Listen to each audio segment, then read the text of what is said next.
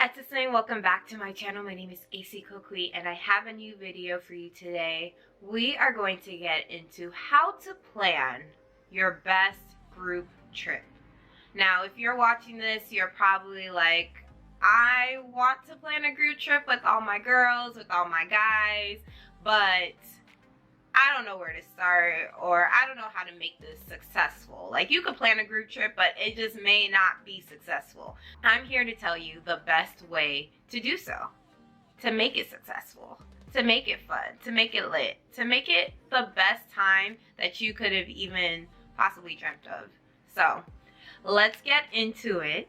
If you are new to my channel, though, please don't forget to subscribe, and all of you, don't forget to comment, like, share, all of that jazz. Let's get into the video right now. So I plan trips all the time. I plan trips to Ghana. I just took 19 people last December to Ghana, and I am continuously planning trips to Ghana.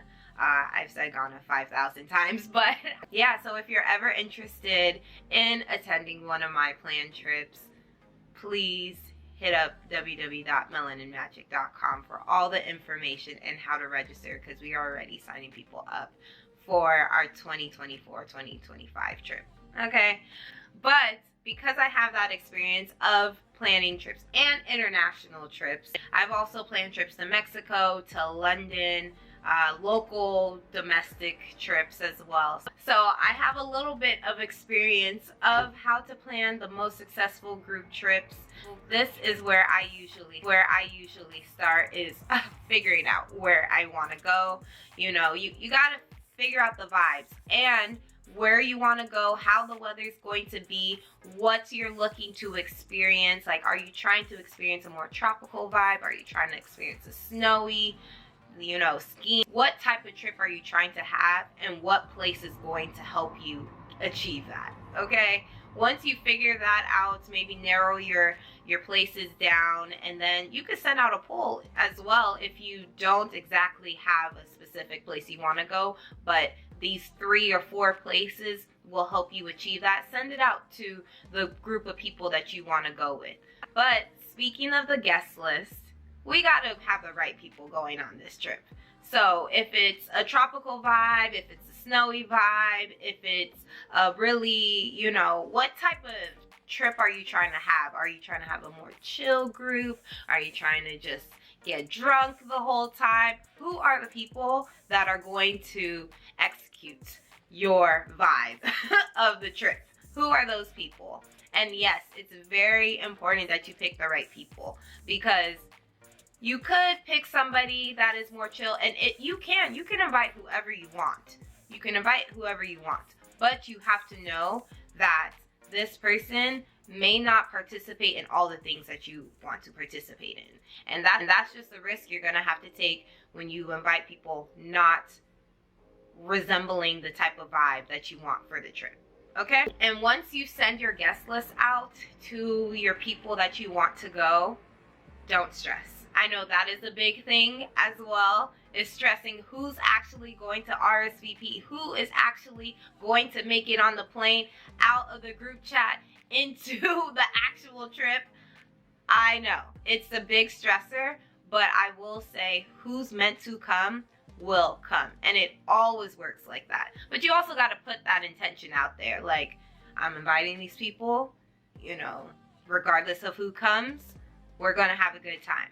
If you say that out loud, if you believe that, then that is what is going to happen. If 1 or 2 people that you were really banking on don't come, you still gotta have the intention that it's still gonna be a great trip with or without them. You know why? Because you're on the trip, okay? And then you also need to set an RSVP date. You need to know how many people are coming, who's coming on this trip, by a certain date, so you can plan for things, because a lot of details you actually can't figure out unless you're rich. You can't figure out unless you know the amount of people that are coming. So have an RSVP date that you will need to know who is coming on that trip.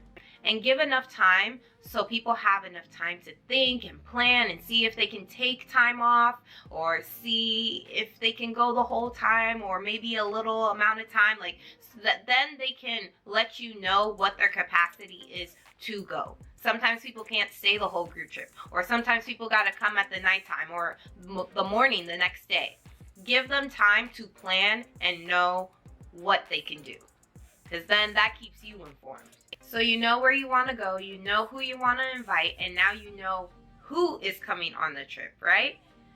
Then you start sending the details. I mean, you can also send this once you figure out who your guest list is, just like a whole overview of what you guys are going to be doing. You can send an overview. Once you finalize the people that are going on the trip, then you can send more details.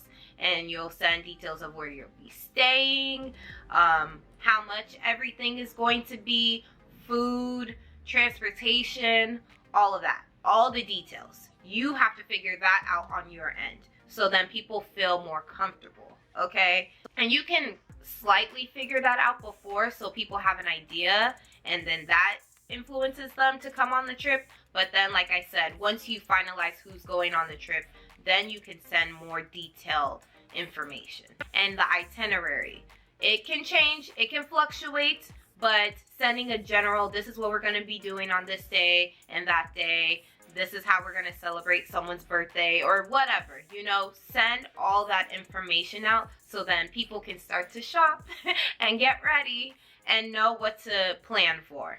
And I always say, let people add suggestions. Because it's not just your trip. Yes, you are the planner. Yes, you're going to make things happen, but let people add maybe some suggestions that will help bring the trip together, that it's not just your trip. They feel that they're involved, you know, they're spending their money just as much as you are. Hopefully it's all split up evenly, but if you want it to be that martyr that takes a little bit more on, you can. I'm usually that person, you know, I gotta stop doing that. But if you want to, you know, they are spending as much money as you are, so just make sure that it's everyone's trip.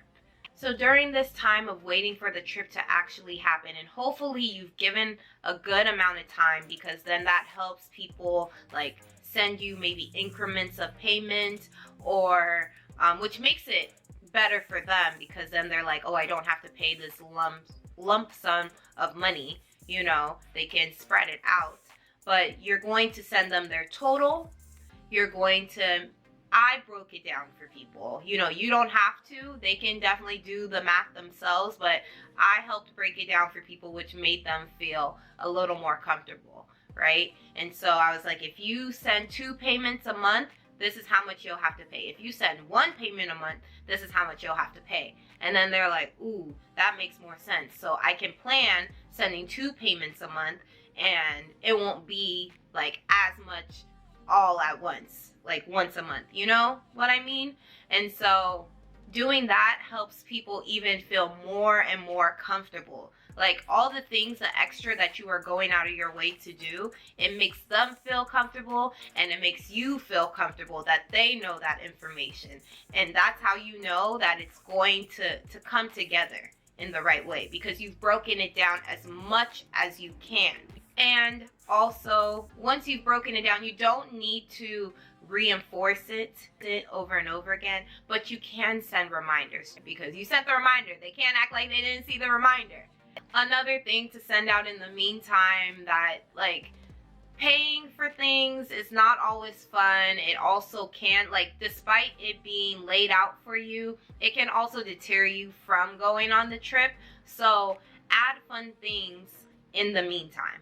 What I mean by that is, like, you can send a group playlist of just all the music that you're gonna listen to while you're there. You can let people add to it as well. Like, you start it off, but then you let people add to it. You can send them words to know if you're going to a country that speaks a different language, phrases to know, information to know, just to keep on point. You know, you're going to a different country that has different rules. So, like, it kind of prepares them.